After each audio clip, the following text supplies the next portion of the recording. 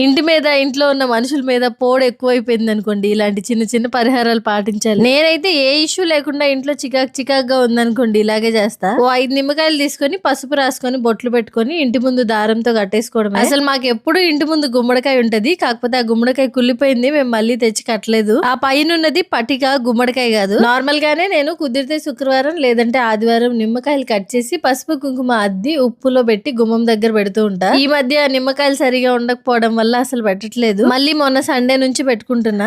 ఇవన్నీ చేస్తే మాత్రం అవుతుందంటే అంటే ఇంకా అది ఎవరి ఇష్టం వాళ్ళది, ఎవరి నమ్మకం వాళ్ళది. ఇవాళ ఫ్రైడే కాబట్టి మెయిన్ డోర్ దగ్గర ఉన్న గుమ్మం మొత్తం క్లీన్ చేసేసుకున్నాను. బాగా దుమ్ము పట్టేసింది. క్లీన్ చేసుకున్న రోజు భలే ప్రశాంతంగా బాగుంటది. అసలు అక్కడే కూర్చొని చూస్తూ ఉండాలనిపిస్తుంది. ఇంక ఇవాళ అమ్మవారికి నైవేద్యంగా రవ్వ కేసరి చేసి పెట్టాను. సమయానికి మల్లెపూలు దొరికాయి. ఇంకా అమ్మవారికి మల్లెపూలు పెట్టుకొని పూజ చేసుకున్నాను. ఇంకా సమ్మర్ వస్తుంది కాబట్టి మల్లెపూలకు కొదవ ఉండదులేండి, చక్కగా అమ్మవారికి పెట్టుకొని పూజ చేసుకోవచ్చు. శ్రీమాత్రే నమః.